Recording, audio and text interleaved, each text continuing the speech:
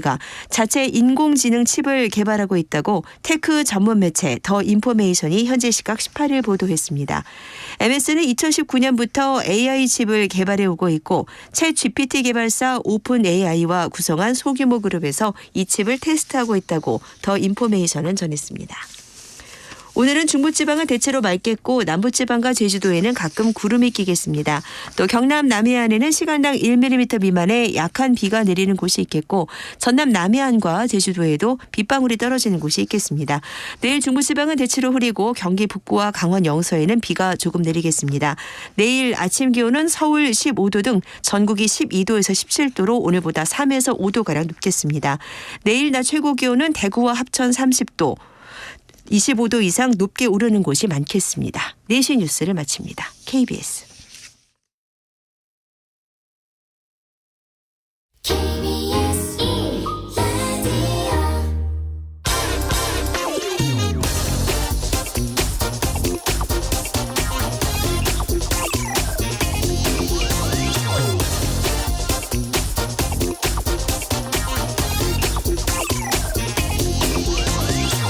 미국에서 보조금을 받을 수 있는 전기차 최종 명단에서 결국 한국산 차는 모두 빠졌습니다. 최상목 경제수석은 일본과 독일 등 유럽도 빠졌다면서 이거 경쟁 측면에서 보면은 뭐 그리 나쁘지 않다고 말했습니다. 일본이나 독일과 달리 한국은 미국과 FTA 자유무역 협정을 체결한 나라입니다. 농산물 등에서 피해를 좀 보더라도 이런 때 혜택을 좀 기대하고 미국과 과거 FTA를 체결한 겁니다. 최상목 수석은 또 전기차는 보조금에서 제외됐지만 한국의 배터리 산업은 이번에 큰 수혜를 받게 됐다고도 말했습니다. 배터리 소재를 미국과 FTA 체결한 국가에서 가공하면 보조금을 주기로 정해졌기 때문인데 그렇지만 미국은 FTA를 체결하지 않은 일본도 이 보조금 대상에 포함시켰습니다. 미국 정부는 지금 반도체 보조금 대상 기업도 신청을 받고 있는 중입니다. SK 하이닉스 부회장은 독소 조항 때문에 보조금을 신청할지 이거 결정하는 게 너무 힘들다고 털어놨습니다. 다음 주 한미 정상회담에서 당연히 이런 문제들이 논의될 테지만 지금 국민들은 대한민국 1호 영업사원이라는 화려한 말이 아니라 이제는 행동을 그리고 성과를 기대하고 있습니다. 네, 경제와 정의를 다잡는 홍반장, 저는 KBS 기자 홍사원입니다. 홍사원의 경제쇼 출발하겠습니다. 유튜브 오늘도 함께 갑시다.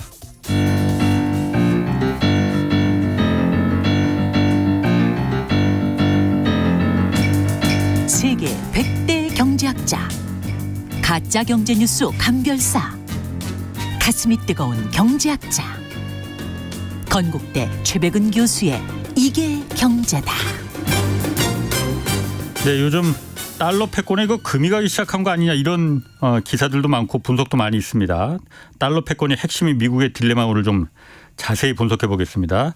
최백은 건국대 경제학과 교수 나오셨습니다. 안녕하세요. 네, 안녕하세요.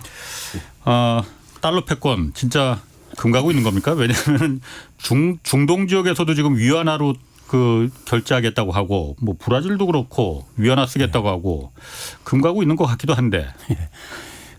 이렇게 비유하고 싶어요. 해밍웨이의 태양은 다시 떠오른다라는 소설 있죠. 예.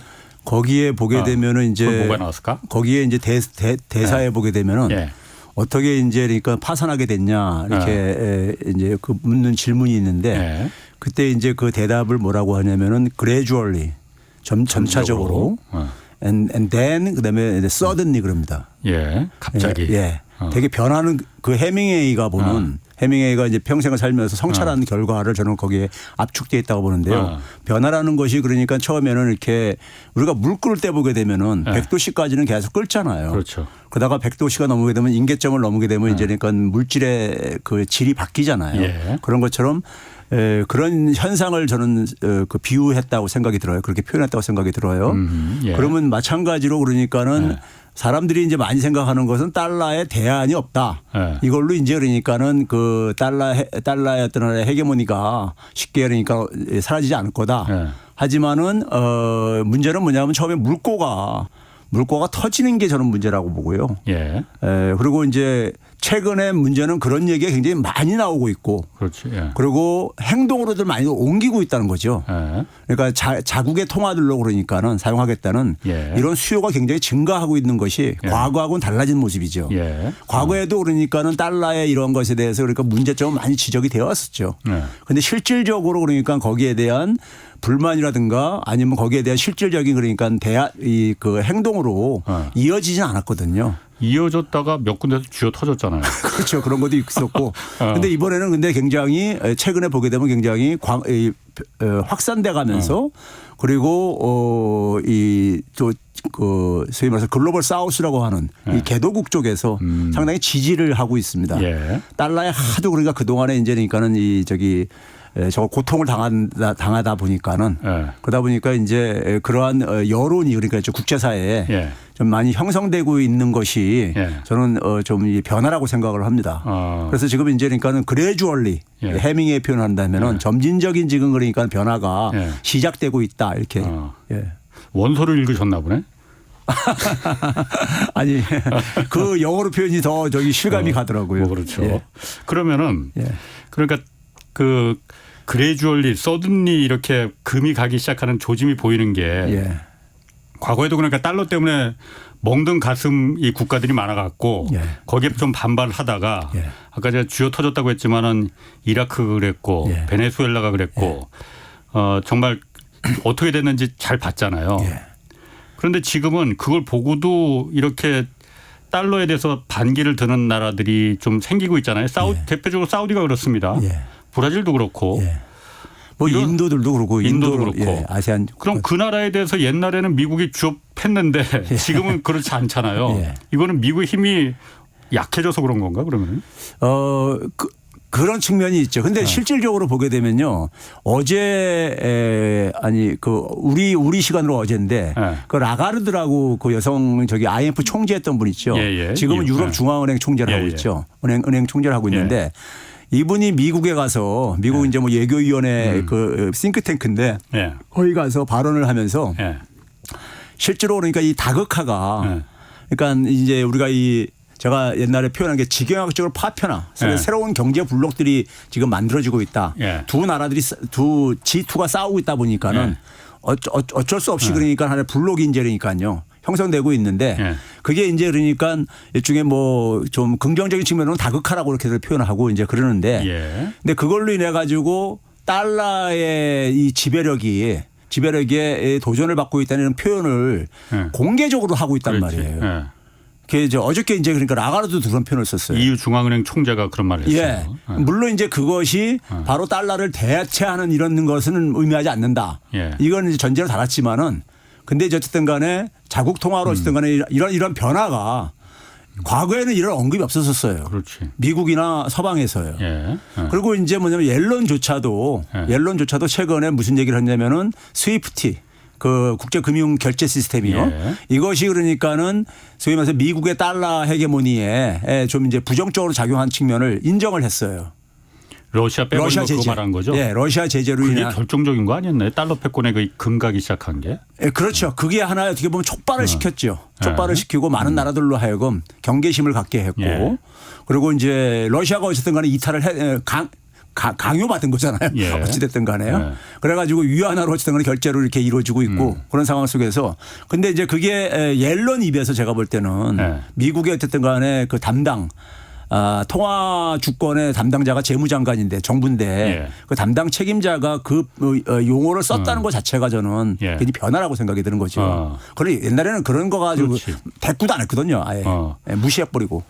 아니 제가 궁금한 게 아까 그 스위프트 그러니까 국제 금융 결제망이잖아요. 여기다 이제 달러로다가 각 나라들이 무역 결제할 때 여기를 통해서 이제 결제하는 거잖아요. 여기서 러시아를 빼버린 거잖아요. 전쟁 일으켰다고. 그럼 그걸 보고 이제 나머지 나라들이 저거 다음 순서는 내가 되는 거 아니야? 이것 때문에 지금 달러에 대한 의심을 품게 되는 저라도 그럴 것 같아요. 신흥국들 같은 경우에. 그러면 미국 같은 경우에 가장 핵심 권력이 달러 패권인데 그 달러 패권이 스위프트를 갖다가 만약 마음에 안 든다고 해서 쫓아내버리면은 달러 패권이 금이 갈 거라는 걸 몰랐습니까 그러면은? 제가 판단할 때는요. 저는 그 조치가 나왔을 때 제 개인 제 유튜브에서 미국이 자기 발등을 찍었다. 왜냐하면 이 국제 결제 금융 결제망이라는 것은요. 우리나라 이제 예를 들어서 우리가 우리나라도 이제 그러니까 각 나라들마다 금융 결제원 이런 것들이 있잖아요. 그렇죠. 그러니까 이게 이제 지금 뭐냐면 공공 인프라거든요. 그렇죠. 공공 인프라거든요. 근데 이거를 보복 수단으로 사용을 한 거잖아요. 그렇죠. 그건 그러니까 그 취지에 안 맞는 거죠. 사실상 어떻게 보게 되면요. 근데 이제 제가 볼 때는 미국에서 러시아를 그러니까 빨리 굴복시키는 수단으로 빨리 굴복시킬 수 있을 거라고 생각을 했을 것 같아요. 제가 볼 때는요. 예. 그렇게 되면은 빨리 효과를 보게 되면은 그러면 그것의 어떤 하나의 이 공포심, 위협적인 이 속성이 드러날 테니까는 그게 다른 나라들한테 그렇죠. 생각도 하지 마라 이런 거. 예. 그런데 이제 러시아 같은 경우는 자원이 많은 나라다 보니까 견딜 수가 있었던 거거든요. 그러니까 지금 장기화되고 있잖아요. 그러면서 이제 뭐 러시아 경제가 붕괴도 안 되고 그러다 보니까 그 효과가 이제 그러니까는 굉장히 효과는 못 보고 상대적으로 보지 못하고 반면에 이제 그러니까 많은 다른 나라들한테 잠재적인 어쨌든 간에 공포를 잠재적인 하나의 공포를 이제 그러니까 야기한 측면이 있죠. 그럼 미국 입장에서는 그 스위프트에서 러시아를 빨리 퇴출시키면은 러시아 금방 아이고 나 잘못했으니까 좀 봐주소 하고서는 이렇게 무릎 꿇을 줄 알았는데 그게 아니고 지금 혹 때려다가 혹을 하나 더 붙인 격이 돼버렸다. 그렇죠. 그럼 달러 패권에 그야말로 이 금이 가게 만든 걸 미국이 스스로 자초했다고 봐야 되는 거네요. 저는 그렇게 봅니다. 그러니까 그런 게 이제 일종의 보게 되면은 역사 속에서 보면 제국은 자기 힘에 너무 과신하는 게 있죠. 관성적으로요. 지금까지 그 힘이 막강했다 보니까는 그것을 과신하면서 그것이 가지고 있는 어떤 잠재적인 하나의 문제점들을 그거를 이제 소홀하게 판단을 하게 되고 그런 실수를 이제 그러니까 만들어냈죠. 역사를 보게 되면요.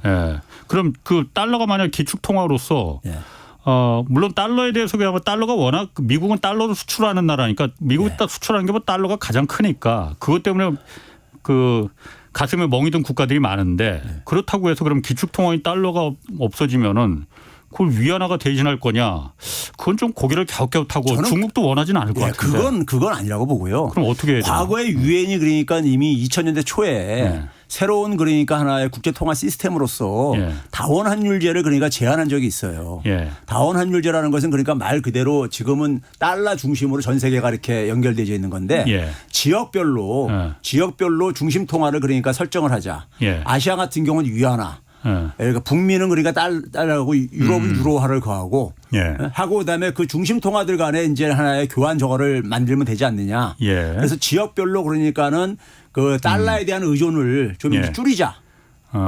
그럼 아시아적은 뭐 아시아 대표국 뭐 큰 국가가 하나 그 통화를 하고 유럽은 예를 들어서 유로가 지금도 유로가 하고 있으니까 그렇게 하고 이렇게 다극 체제로 간다. 그렇죠. 그게 이제 유엔에서 과거에 제안을 했던 거예요. 하나의 대안으로서요. 지금 이제 그러니까 기축통화가 되려면은 기축통화로서의 어쨌든 간에 기능을 하려면은 사실 몇 가지 전제 조건이 따라야 되거든요. 달러 가치가 굉장히 안정성이 유지가 돼야 됩니다. 그렇죠. 달러 가치가 안정성이 유지되는데 달러를 굉장히 많이 그러니까 공급하고 있잖아요. 막 찍어댔잖아요. 그러다 보니까 이제 달러 가치 자체가 굉장히 변동성이 굉장히 커진 거죠.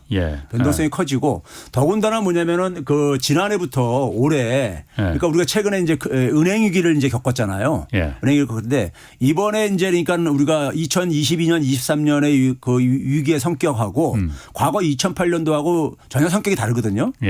이번에 같은 경우는 사실 제가 작년 그 여름 가을부터 제가 얘기했지만은 미 국채 가치의 문제였었어요. 미 국채. 우리가 경영학이나 경제학이나 투자론에 보게 되면은 이 미 국채라는 것은 우리가 흔히 알듯이 달러하고 미 국채는 안전자산의 하나의 상징입니다. 그러니까 우리가 되게 금융상품들은 모든 금융상품들은 정도 차이가 있을 뿐이지 위험성을 다 갖고 있어요. 그런데 그 위험성을 측정하는 방식이 절대적으로 측정하는 게 아니라요. 상대적으로 측정합니다. 그러니까 기준 상품에 대비해 가지고 어느 정도 위험하냐 이렇게 이제 평가를 하거든요. 그때 그 기준으로 삼는 게 미 국채 달러였었어요. 그런데 이번에는 그러니까 은행들이 그 어떤 게 이제 은행 위기에 지금 하나의 트리거 역할을 했냐면요. 은행들이 보유하고 있는 그러니까 유가증권들이 대개 이제 미 국채 아니면은 미국 정부가 보증한 기관들이 발행한 MBS 그러니까 주택 이것도 그러니까 보증조건. 거의 예. 그러니까 국채랑 비슷한 등급이죠. 그렇지. 예. 그러니까 안전자산이라는 것이 예. 가치가 큰 폭으로 하락을 했어요. 예. 그러니까 미 국채 같은 경우 보게 되면요. 발행할 때 액면 가격하고 시장에서 형성된 가격이 있잖아요. 예. 이게 그러니까 85년 5월 이후에 처음으로 지난해 3월부터 이게 역전됐어요. 그러니까 쉽게 얘기하면 액면 가격보다 시장 가격이 더 떨어진 거예요. 지금은 예. 옛날엔 당연히 더 높았는데. 예. 그게 예. 그러니까는 한 40년 가깝게 이렇게 더 높게 유지가 됐는데 작년 3월 달부터 작년 3월 달부터 이게 역전돼 가지고 예. 시장 가치가 그러니까 미 국채 시장 가치가 한때는 한 1조 8천억 달러 더 높게 형성됐는데 예. 지금은 많이 회복이 되었어도 회복돼서 한 1조 한 4, 5천억 달러 그러니까 지금 더 낮아요. 액면 가격보다. 그러니까 미 국채가 액면 가격이 10,000원짜리라면은 시장에서 팔리는 거는 8,000원에 팔리고 있다 이거예요. 그렇죠. 예. 옛날엔 12,000원이었는데. 예. 그러면 은행들이 장부상 가지고 있는 예. 은행들은 기본적으로 이겁니다. 은행들에 대한 그 기본적인 이해가 좀 필요한데 예. 은행은 돈놀이 하는 이 그렇지. 기업이잖아요. 예. 근데 이제 남의 돈을 가지고 대부분 돈놀이 하는 게 이제 이 금융업의 특징입니다. 예. 남의 돈을 되게 두 개가 있는데 하나는 뭐냐면 이제 그러니까 예금이고요. 그렇지. 또 예. 하나는 차입금입니다. 예. 채권이나 발행한 이런 거라든가요. 그다음에 자기 이제 주주들이 투입한 자본이 좀 일부 있는 거고요. 그다음에 그걸 가지고 이제 그러니까 최소한의 지급준비금 고객이 요구할 때 지불하기 위해서 남겨두고 현금을 남겨두고 예. 나머지는 우리가 대출을 하거나 아니면 이제 수익성 증권에다가 이제 그러니까는 이것을 투자해가지고 보유를 합니다. 그렇죠. 예. 근데 수익성 증권을 이제 금융위기 때 한번 대고 나서 이제 안전자산으로 가장 안전한 자산인 미국채라든가 예. 미국 정부가 보증한 이런 증권에다가 예. 이걸 이제 투자를 했던 거예요. 예. 그런데 이 가치가 그러니까 이게 액면 가격보다 밑으로 떨어지게 된 거예요. 예.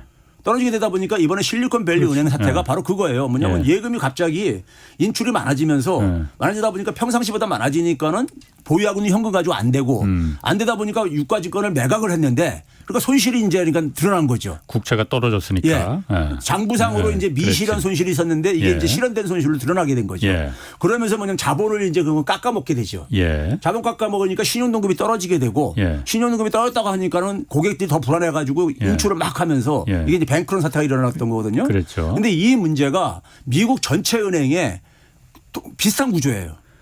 미국 전체 은행? 예. 그러니까 뭐 그게 실리콘밸리 은행만 지금 그 문제가 생긴 거 아니에요? 아닙니다. 실리콘밸리 은행은 예. 단지 뭐냐면 차이가 뭐냐면은 고객이 주요 고객이 그 스타트업 기업들인 그렇죠. 거예요. 예. 스타트업 기업들이 그러니까는 예금도 많이 가고 거기서 예. 대출도 많이 가고 그러는데 그 스타트업 기업들이 지금 이제 경기가 좀 이제 가라앉으면서 스타트업 기업들은 자기가 양산 체제가 될 때까지 예. 계속 투자금을 유치를 해가지고 이걸 운영을 해야 되는데 이게 잘 이제 투자금이 안 들어오면서 자기들 운영 자금으로 가지고 있던 돈을 인출해서 이제 그걸 쓰려고 쓰게 됐던 거예요. 은행에서 뺀 거죠. 예, 뺀 거예요. 예. 그러니까 실리콘밸리 은행은 기본적으로 그런 자금에 대한 수요가 갑자기 증가한 측면만 있고 나머지 은행들은 그게 없었던 것뿐이 그 차이가 있는 거예요. 그래서 문제가 안 생긴 거예요. 그러면. 근데 그렇죠. 문제는 똑같이 지금 갖고 있는데. 그렇죠. 보유 자산 구조는 미국에 그러니까 우리가 은행들의 자산 구조를 보려면요. 연방 예금보험공사 우리나라도 예금보험공사 있잖아요. 있죠. 예보. 거기 보험료를 다 내기 때문에 은행들이 거기에 자료가 다 있어요. 예. 그 자료를 보게 되면은 전체 은행들의 그 이 자산 구조가 비슷해요. 평균적으로 다 비슷해요. 예. 그러니까 가장 많이 갖고 있는 게 MBS, 정부 보증기관이 보증한 MBS, 그다음에 국채. MBS는 주택저당증권이고. 그렇죠. 주택저당증권인데 민간이 간 것보다도 정부 보증기관이 간. 그러니까 굉장히 신용도가 높은 거죠. 그런데 이것들의 가치가 다 이제 하락을 한 거예요. 그래서 장부상 미실현 손실액이 크게 증가한 거예요. 미실현 손실액이. 그러니까 이게 인출이 생기게 되면은 그걸 팔아야 되는 거예요. 그러니까 갑자기 그 예금 인출이 많아지게 되면은 팔 수밖에 없잖아요. 그렇죠. 자기들 보유하고 있는 현금이 부족하니까요. 그러면 실리콘밸리 은행 같은 사태가 똑같이 일어날 수 있는 거예요. 근데 이제 그거를 연준해서 실리콘밸리 은행 구제책을 내놓은 대책이 바로 뭐였었냐면은 그걸 장부상 액면 가치로 액면 가치로 담보를 잡고 빌려주겠다 하면서 이게 진정이 된 거예요. 그러니까 아까 10,000원짜리가 지금은 시장에서 팔리는 건 8,000원인데 그럼 담보가 8,000원이 되는데 그렇죠. 급하니까는 야 그거 말고 그냥 10,000원에 우리가 대출해 줄게. 그렇죠. 담보를. 그렇게 해가지고 이걸 막은 거거든요. 지금 진정시킨 거거든요. 그러면은 지금 계속 말씀하시니까 제가 얘기 듣다가 두 가지가 궁금해졌어요. 하나는 갑자기 여태까지 쭉 미국의 국채 가장 안전한 자산이라서 10,000원짜리가 액면가보다 낮았던 적이 한 번도 없고 다 계속 12,000원이었는데 왜 2021년부터 갑자기 코로나 때문에 그랬나? 왜 8,000원을 이렇게 액면가보다 낮아졌는지 이거 하나하고 나머지는 실리콘밸리 은행은 그래서 망했어요. 근데 다른 은행들은 똑같이 자산 구조가 똑같은데 그럼 여기도 그럼 앞으로 문제가 생길 거냐 지금 이 얘기를 하시는 건지 그 두 가지가 궁금하거든요. 첫 번째 질문과 관련해서는요. 그러니까 이제 이 은행들이 왜 이렇게 미국채나 이런 안전자산을 보유했냐는 것은 이거는 기본적으로 그러니까 사실 그 은행들이 가능한 자산을 그런 안전자산을 보유하기를 권유도 받고 은행들의 전통적인 역할이기도 합니다. 정부한테 돈 빌려주는 역할을 하는 기관은 그러니까. 근데 이제 뭐냐면 더군다나 특히 금융위기 이후에 연준이 소위 말해 양적 완화라고 해가지고 돈을 엄청 찍어가지고 달러 찍어가지고 미국 정부가 발행한 국채라든가 MBS 증권을 대량으로 매입해 줬잖아요. 그렇죠. 그게 양적 완화거든요. 그렇죠. 그게 양적 완화인데 그러다 보니까 매입해 주니까는 이 가격이 올라갔을 게 아닙니까? 가격이.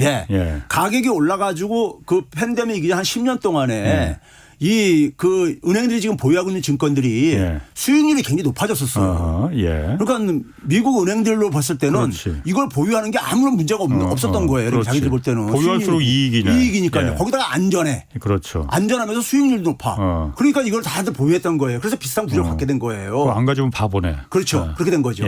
그러면 그렇게 됐는데 이게 왜 이제 그러니까 바뀌었냐면요. 제가 얘기했듯이 작년 3월 달부터 이게 그러니까 바뀝니다. 작년 3월부터 바뀌었던 게 바로 뭐냐면 금리 인상이 시작됐잖아요.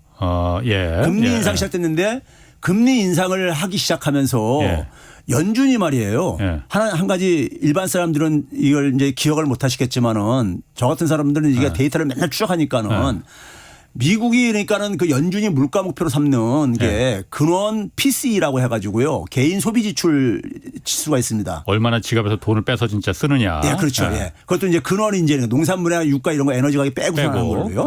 근데 그게 목표치를 벗어나기 시작한 것이 21년 3월부터 벗어났었습니다. 그래가지고 22년 2월 달에까지 계속 그냥 수직 상승으로 올라가져요. 5%대까지요. 그러니까 1년간 그렇게 올라간 거죠. 그런데 연준은 금리를 2022년 3월부터 올립니다. 22년 1년 뒤에. 1년 뒤에. 그러니까 3월 달부터 오히려 좀 꺾이기 시작하는데 그때부터 금리 올리기 시작한 거예요. 그러면 이 금리가 굉장히 그러니까 올라가는 시기에 문제는 뭐냐면 미 국채 이 수익률들이 소위 시장 금리가 변동이 없어요. 안 올라갔었어요. 그러니까 뭐냐면 우리가 되게 인플레가 일어나게 되면은 채권 가격이 떨어지게 돼 있습니다. 인플레가 올라가면 채권 가격이 떨어지고 떨어진다. 시장 금리는 올라가게 돼 있죠. 어쨌든 인플레라는 게 통화 가치가 떨어지는 거니까. 우리가 예를 들어서 지금 100만 원 쓸래 1년 후에 100만 원 쓸래 하게 되면은 지금 100만 원 쓸 게 아닙니까? 당연히 그렇지. 그러니까 만약에 우리가 1년 후에 그러니까 물가 상승분만큼 최소한 보상을 해주고 거기다가 뭐냐면 소비를 1년 동안 유보한 것에 대한 보상도 있어야 되는 거잖아요. 그렇기 때문에 되게 인플레가 일어나게 되면은 금리도 올라가게 돼 있고 시장 금리가 올라간다는 얘기는 채권 가격이 떨어진다는 얘기거든요. 떨어져야 되는데 채권 가격이 안 떨어지고 그냥 1년 동안 인플레가 굉장히 급하게 올라갔는데도 안 떨어져요. 그때 연준이 무슨 짓을 했냐면은 연준이 그러니까 채권을 사들인 거예요, 막이요.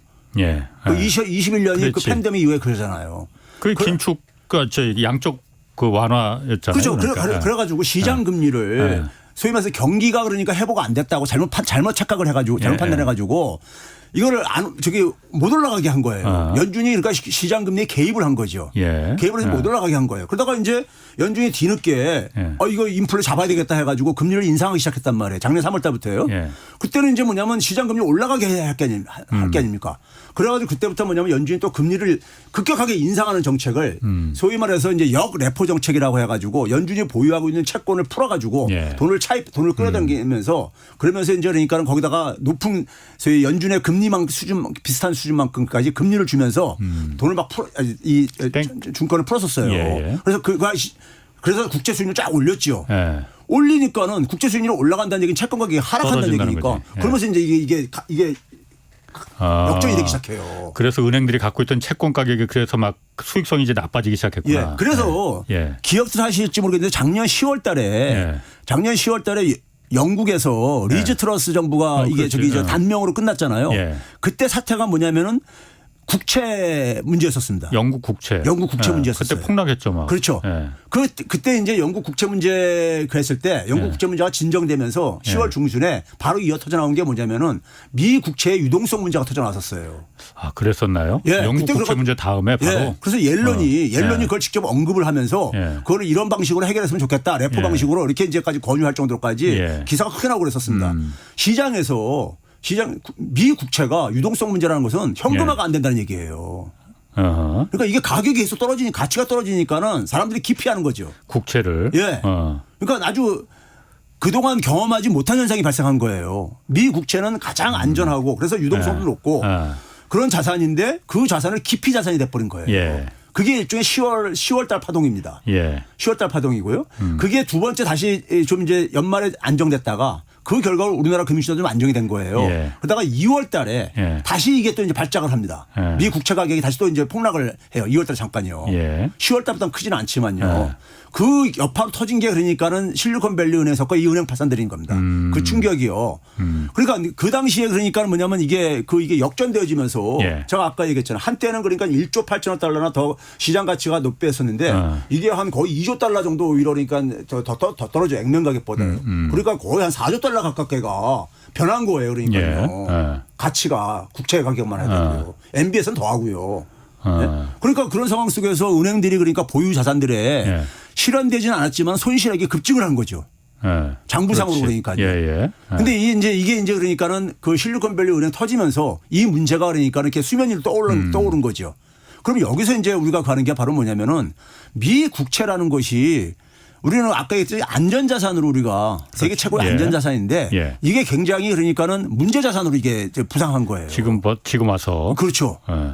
이건 굉장히 중요한 의미를 갖고 있는 거죠. 그러게. 예. 그럼 뭘 믿고 그러면 그 돈을 현금을 갖다 뭘 믿고 어디다 투자를 해야 되나 이 고민부터 생길 것 그렇죠. 같은데. 미 국채 가치가 불안정해진다는 얘기는 예. 달러 가치하고 이게 동절의 앞뒷면이거든요. 미 그렇죠. 국채는요. 옐런이 그랬거든요. 달러의 헤게모니가 흔들린다 그러니까는 그럴 일 없다. 달러는 미 국채로 뒷받침되고 있다 이런 얘기했거든요. 미 국채 뒤에는 미국 정부가 있다는 얘기고 그렇지. 이런 식으로 얘기했거든요. 그러면 미 국채가 흔들린다는 건 달러 가치하고 이제 이건 직접적인 관계가 있는 얘기인데요. 네. 미 국채가 불안해지니까 그러면서 금값이 올라간 거예요. 사람들이 그러니까 뭐냐면 달러에 대한 불신이 이게 예. 생기는 거죠. 예. 생기고 그다음에 뭐냐면은 장기간 이제 예금하는 것도 이것도 좀 이제 불안해하고 그러다 보니까는 이제 소위 예금액도 줄어든다거나 대출액도 줄어들고 심지어 대출액도 미국의 지금 상업은행들의 대출이 줄어드는 것이 경기 침체를 가져오는 촉발하는 하나의 지금 요인으로 지금 이렇게 거론되고 있거든요. 예. 그게 왜 그러냐면은 대출을 해주려면은 들어오는 돈이 있어야 되는데. 돈이 있을 뿐만 아니라 유가증권 팔아가지고 해야 되는데 팔게 되면 이게 손해니까. 손실이 생기거든요. 손실 구조가 생기거든요. 빌려줄 돈이 없는 거죠. 예, 그렇죠. 은행들이. 예, 그러니까 이게 실물 경기에 영향을 미치게 아닙니까? 예. 돈이 대출액이 줄어드니까요. 그렇죠. 예. 그러니까 이게 지금 뭐냐면 그 근원이 미 국채인데 예. 이렇게 되게 된 이유가 미 국채를 너무 많이 발행한 거죠. 너무 많이 발행한 거죠. 너무 금융위기 많이. 때보다도 더 많이 발행했으니까는 예. 팬데믹 이후에요. 예. 그러다 보니까는 그 미 국채를 이거는 그러니까 이게 수요하고 공급이 이게 수요가 뒷받침돼야 되는 거잖아요. 예. 수요가 뒷받침되는데 때맞춰 뭐냐면은 우리가 미 국채 시장에서 가장 큰 손이 누구냐면요. 연준하고요. 예. 그다음에 해외입니다. 물론 그렇죠. 해외는 굉장히 수십 개 국가로 나눠져 있는 거죠. 뭐 일본, 중국, 한국도 많이 일본 미국 국채 국가도 사고. 근데 전체적으로는 그러니까 뭐 한 5% 미만 정도뿐이 안 되는데 예. 하여간 해외가 보유하는 것이 예. 연준보다 많은데 해외 보유액의 절대액은 2020년까지 좀 증가하지만은 퍼센테이지로는요. 예. 2010년대 초까지만 하더라도 한 50%를 저기 해외에서 미 국채를 사들였었어요. 해외 다른 나라들이. 그렇죠. 예. 사들였는데 이게 지금은 뭐냐면은 30%대까지 쭉 떨어졌어요. 그 안 사는 게 아니고 미국 국채를 워낙 많이 발행하니까. 그렇죠. 그게 있죠. 근데 특히 21년 이후에는 예. 21년에는 절대액도 줄이고 있습니다. 절대액도. 예. 이게 자꾸 그 액면가보다 떨어지니까 손실이 자꾸 커지니까 이제 절대액도 그러니까 이거 갖고 있어봐 돈 안 되고 다 팔아버리는 거예요 그러면은. 그렇죠. 달러에 대해서 달러에 대한 뭔가 불안감들이 작용하고 있고 물론 달러 자국의 수요도 생겼지만은 이런 거 복합적으로 작용하지만은 하여간 가장 큰 손이 그러니까는 해외인데 그러니까 예. 우리가 흔히 그런 얘기하거든요. 미국의 국가 채무를 예. 다른 나라한테 다 떠넘기고 앉아 있다. 예. 이제 이런 표현을 하고 그러거든요. 세계에다가 그러니까 떠넘기고 있다. 미국이 이런 이제 불만들을 터뜨리고 앉아 있는데 근데 어쨌든 간에 그게 절대액이 줄어들고 있단 말이에요. 21년부터요. 21년 이후부터요. 그러면 이제 그런 상황 속에서 그 갭을 누가 메꿨냐? 연준이 메꾼 거예요. 달러 찍어가지고요. 예. 예. 그 연준이 그러니까는 시장에서 그러니까 주요 플레이어로 이제 등장을 해가지고 예. 미국의 소위 말해서 예금 취급 은행이나 상업은행이라든가 뮤추얼 펀드 같은 경우들은 좀 늘렸다가 예. 가치가 떨어지니까 발을 빼고 앉아 있고 예. 얘들 민간이니까요. 빼고 앉아 있고 그런데 연준이 그걸 다 막고 앉아 있는 거예요. 예. 근데 연준이 막는다는 건 결국 달러 찍어 사는 거잖아요. 그렇지. 예. 근데 이게 사실 그러니까 바람직한 거냐 도대체가. 돈을 찍어가지고 그러니까 미국채를 사들이고 미국채 가치를 이걸 유지하고 이걸 한다는 것이 여태까지 사실은 뭐 그 저는 당연한 거라고 생각했는데 듣고 보니까 당연하지 않은 거네요, 그러면. 그렇죠. 그러니까 거기서 이제 시장에서 뭐냐면은 이런 이제 미국 은행위기도 겪고 그러면서 미국 이제 은행 시스템의 문제가 사실 드러난 거예요. 교과서 쪽으로 그러니까 안전자산을 보유했는데도 문제가 이게 파산할 수 있다는 것을 교훈을 줄 수 있으니까요. 두 번째는 뭐냐면은 이걸 보니까는 이 미국 국채를 갖고 있는 게 이게 그러니까 안전하지 않은 거네. 네? 이런 것도 이제 그러니까 의문도 던지기 시작한 거고 시장에다가. 그거 갖고 있다가 실리콘밸리 은행이 망해버렸으니까. 그렇죠. 그걸 눈으로 그러니까 봤으니. 아니 이게 가치가 굉장히 큰 폭으로 하락한 걸 경험했으니까. 근데 역사상 이런 일이 없었거든요. 그동안에요. 지난 40년 동안에요. 없었는데 이번에 지난 1년 사이에 이게 이런 일이 일어난 거예요. 그래서 과거 위기하고 다른 거예요 이게요. 그러니까 그 속에서 뭐냐면 미 국채가 이게 안전자산 아니네 더 이상 시장에서. 그럼 근데 그걸 미국 달러 가지고 이걸 지탱하고 앉아있어? 그럼 이거 미국 달러도 그럼 미국 달러가 미국 국채는 동일시하거든요. 동시커. 그럼 미국 달러가 문제 있는 거 아니야? 이런 걸 주는 거죠. 그런 상황 속에서 해외에서는 지금 러시아하고 전쟁하면서 스위프트 앞에서 얘기한 거라든가 중국이 미국하고 지금 싸움하고 앉아있으니까는 하고 있으니까 중국이 자기 블록을 만들겠다고 하면서 또 하고 앉아있고 각 국가들이 뭐냐면 자국의 그러니까 통화들로 결제를 하겠다 무역 거래를 하겠다 뭐 이런 식으로 이제 가는 거잖아요. 이게 그러니까 동시에 맞물려가지고 지금 진행되는 거예요. 내적인 환경하고 외부적인 요인이 같이 지금 맞물려서 지금 돌아가고 있는 거예요. 그러다 보니까 이게 굉장히 증폭이 되고 있는 거죠. 달러 헤게모니에 대한 문제가. 그 달러 헤게모니 그거보다도 아까 제가 그 부분이 저는 사실 더 좀 궁금하기도 하고 좀 우려스럽기도 하고 실리콘밸리 뱅크는 그래서 망했어요. 똑같은 문제를 다른 은행들, 미국의 은행들도 특히 중소은행들도 더 위험하다고 하는데 뭐 다른 뭐 상업은행 문제 같은 것도 있지만은 그 미국 국채를 워낙 많이 갖고 있다는 거 문제가 똑같은 문제 안고 있는 거잖아요. 팔았다고 해도 여전히 많이 남았을 텐데 그 은행들 그럼 왜냐하면 지금 은행 위기 다 끝났다고 지금 다 봉합된 거 아니야? 그 이후에 기사가 없으니까 나오는 게 없으니까 다 그렇게 저도 판단하고 있었거든요. 그거 끝난 거 아닙니까 그러면은? 아니 그러니까 연준에서 그러니까 1년간 대출해 주겠다 그랬거든요. 1년간 그러니까 연장을 한 거죠. 얼마나 빌렸는지 그 공개도 안 하고 비밀로 해주겠다고 했어 또. 그렇죠. 소문 날까 봐. 왜 그러냐면 그럼 낙인 효과가 생기고. 그렇지. 소문 날까 봐. 저은행 그리고 금융위 때도 그런 일이 있었거든요. 그렇죠. 낙인 효과라고 해가지고 그러면 고객들이 그러니까 거기서 인출할 게 아니에요. 기분 나빠가지고. 그렇죠. 그러니까 이제 이거를 이제 그러니까는 1년간 대출해 주겠다고 했거든요. 그러니까 1년간 시간을 버는 거죠. 시간만 번 거구나. 시간을 번 거고 채권이라는 것은 만기까지 보유하면 손실은 안 보잖아요. 그렇죠. 그러니까 뭐냐면은 그 동안에 채권 가격이 올라가길 지금 기다리는 수밖에 없는 거예요. 채권 가격이 다시. 채권 가격이 올라간다는 얘기는 시장 금리가 떨어지면 되는 겁니다. 반대로 움직이니까. 그래서 지금 뭐냐면 실리콘밸리 은행 파산하고 난 다음에 연준이 개입하고 난 이후에 국제 채권 수익률이 팍 떨어졌잖아요. 그래서 좀 많이 회복이 됐어요. 회복이 됐고 또 경기 침체 얘기도 있다 보니까 금리도 떨어지기도 한 것도 있고. 그렇죠. 그럼 그런 상황 속에서 이 미국이 지금 이 소위 갈림길에 서 있는 건 뭐냐면요. 옛날처럼 그러니까는 이게 저금리로 돌아가면 되는 거예요. 그러니까요. 돌아가면 채권 가격이 올라가지니까요. 근데 문제는 거기에 대해서 지금 이제 그러니까는 그런 시절은 끝났다. 이 얘기가 지금 이제 그러니까 4월 달에 집중적으로 나오는 얘기입니다. 그러니까 소위 말해서 우리가 이지머니 영어로 표현은 죄송한데 이지머니 시대는 끝났다. 값싸게 돈을 썼었던 이 시대. 그러니까 미국이 80년대 중반부터 계속 금리가 내려가다가 금융위기 이후에는 사실상 제로금리 시대가 열렸잖아요. 이거를 거의 10몇 년을 이렇게 했잖아요. 그런데 그런 시대는 다시 돌아오지 않는다. 그 이유가 뭐냐면은 인플레가 과거에는 그러니까 그 금융위기 이후에는 2% 이내에서 관리가 됐어요. 2%를 돌파한 적이 없어요. 그런데 이제는 그런 인플레 시대는 없다 이거예요. 고인플레 시대가 고착화된다. 앞으로 그 근거로 얘기하는 게 일단 뭐냐면은 그죠.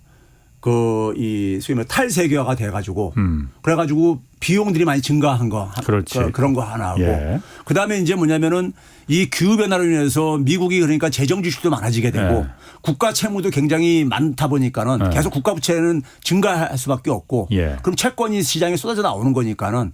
채권이 쏟아져 나오게 되면 채권에 그러니까는 가격은 하락하고 떨어지고. 수익률은 올라가고 금리가 올라가지니까 그래서 적어도 그러니까는 미국의 이제 그러니까는 이 중립금리는 3.5에서 4% 소위 말해서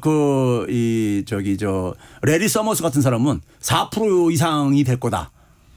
예? 이 명목금리로 그러니까요. 예. 그렇게 얘기할 정도로 그러니까는 이 굉장히 고인플레 시대가 과거에 그러니까 우리가 팬데믹 이전에 그러한 그러니까 저인플레 시대는 이제 그런 시대 다시 오지 않는다. 그러면 이제 인플레가 높아진다는 얘기는 채권 수익률이 올라간다는 얘기잖아요. 예. 그럼 채권 가격이 하락한다는 얘기잖아요. 그렇지. 예. 그래서 아까 얘기했듯이 그러니까는 미국이 그러니까는 과거에 그러니까 저금리 시대로 돌아가야지만이 채권 가격을 끌어올릴 텐데 이거를 그러니까는 인플레가 만약에 옛날처럼 만약에 잡히지 않으면은 안 잡히게 되면은 채권 수익률을 끌어내려고 채권 가격을 올리는 것도 어려울 거다 이거죠. 그럼 방법이 없는 거네. 그러니까 지금 최 교수님 말씀대로라면은 미국 금융 시스템이 달러를 지키기 위한 방법은 미국 국채가 문제가 돼서 이 사달이 난 건데 그거는 금리가 옛날처럼 다시 낮아져서 그 채권들의 그 가격이 올라가야만이 해결이 되는 건데 그걸 하려면은 물가가 잡혀야 되는데 그렇죠. 물가 지금 잡힐 가능성이 없다. 그러면은 방법이 없다는 거예요. 그러면. 그러니까 미국이 그러니까 딜레마에 빠진 거죠. 그럼 미국 망하는 거예요. 그러다 보니까는 그래서 그래 달러 헤게모니가 그러니까 기본적으로 미국이 발등을 찍었다 이거 얘기를 하는 이유가 사실 이 인플레 구조가요. 한번 생각을 해보세요. 2021년 3월부터 물가 목표치를 넘어서는데 2021년도에는 팬데믹 문제였었습니다. 그렇지. 그렇죠? 그게 2월 달까지 2022년 2월 달까지는 우크라이나 전쟁이 일어나기 전이었었어요. 2월 24일부터 전쟁이 일어났으니까요. 그렇죠?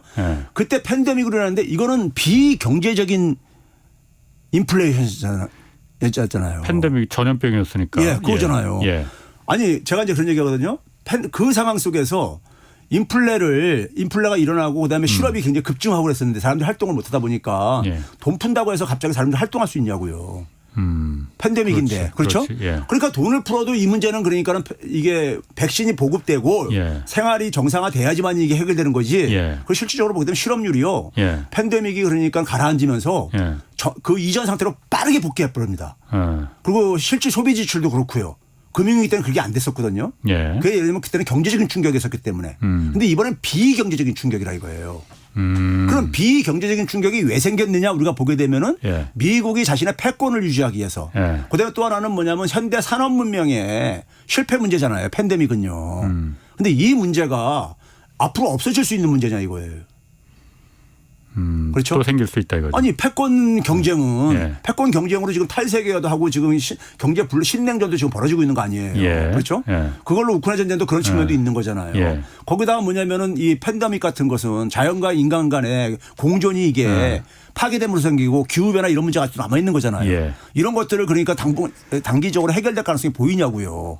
어렵지. 그러면 비경제적인 소위 말해서 공급 충격은 앞으로도 계속해서 이건 상수다 이거예요. 상수라 한다면은 그러면 이 요인이 안 사라지게 되면 인플레가 새로운 인플레 시대가 도래한다는 얘기잖아요. 그런 점에서 그러니까는 사실 근데 이 패권 같은 경우는 미국이 사실 그러니까는 자기 그 정치적인 실패 문제잖아요. 이거 자기가 자신의 패권을 유지하기 위해서 하는 거잖아요. 그러니까 워싱턴의 정치인들이 벌려놓고 연준한테 그걸 해결하라고 이렇게 던져놓은 거예요. 그러니까 연준은 그러니까 할 수 있는 게 돈을 회수하거나 풀거나 뭐 이런 것뿐이 없거든요. 근데 그게 답이 아니었다 이거죠. 그게 답이 아니었다. 왜 그러면 이게 비경제적인 요인이었으니까. 그럼 해결 방법이 뭐가 있어? 정치적으로 해결을 해야 되는 건데 그러면. 그러니까 이 문제는 그러니까 우리가 지금 뭐냐면 우리가 그 동안에 살아왔던 방식. 근데 소위 말해서 이거죠. 지금 우리가 다 세계 경제가 촘촘하게 얽혀 있고 자연과 인간도 서로가 굉장히 촘촘 얽혀 있잖아요. 그럼 이러한 시대 속에서 요구되는 것은 공존이라고요. 협력이고요. 그렇죠? 지금 한번 봐보세요. 2021년도만 하더라도 중국이 기후변화 가지고 미국하고 절대적인 협력을 하겠다. 이랬었어요. 그랬었죠. 그런데 지난해는 협력 없다. 이거 선언했어요. 중국이요. 지금 미국이 보복하고 막 이제 그러다 보니까는 니네 그러면 이제 기후변화 이거 이제 협력 없다. 이렇게 요구가 이제 했거든요. 그러니까 지금 우리가 살고 있는 시대는 절대적인 협력이 굉장히 필요한 시대란 말이에요. 비용을 낮추기 위해서. 비용 낮추고 그다음에 우리가 지금 현안 문제들을 해결하기 위해서는요. 옛날 세계화 시대 같이. 그렇죠. 그럼 해줘야 되는데 근데 이제 문제는 뭐냐면 지금 두 나라가 지금 싸우는 거는 두 나라 하나 죽이겠다고 지금 보일 정도로 지금 사실상 전쟁이 벌어지고 있는 거예요. 그러니까 그런 상황 속에서 그러니까는 앞으로 그러니까 지금 그 이 비경제적인 충격이 이게 그러니까 계속해서 지금 뭐 팬데믹 같은 경우도 지금 몇 년 후에 또 다시 온다 뭐 이런 얘기들도 지금 나오고 앉아 있고. 예. 예? 그렇죠. 자연이 굉장히 파괴되고 그랬으니까. 예? 그럼 이런 상황 속에서 그러니까 소위 비경제적인 충격을 우리가 연준의 힘 가지고 연준의 힘은 뭐예요? 달러 찍어내는 힘이잖아요. 돈 찍어가지고 해결할 수 있는 문제냐 이거예요 이게요. 그거는 이미 틀렸고. 예. 그러다 보니까는 그걸 달러로 근데 맨날 해결하려고 한다 이거예요. 미국이 갖고 있는 힘은 그것뿐이 없으니까. 예. 재정도 너무 국가 부채가 많다 보니까 더 이상 국가도 동원할 돈도 없고 유일하게 남은 힘이 달러 찍어내는 거라고요. 예. 근데 달러 찍어내는 거 가지고 이게 해결이 안 되더라는 것을 이번에 우리가 경험한 거예요. 2022, 23년에요. 그 상황 속에서 달러를 계속 찍어내게 되면은 사람들이 저 달러 지금 저 뭐 하는 짓이야. 우리가 작년 10월 달에 영국의 리즈 트러스가 국가 채무가 굉장히 큰데 법인세를 그러니까 저기 안 올리겠다고 하다 보니까 그런 일이 생긴 거잖아요. 쟤네들 미쳤어 하면서 전부 다 이랬던 거 아니에요. 그럼 지금도 미국도 마찬가지 이런 상황에 봉착할 수 있다는 얘기죠.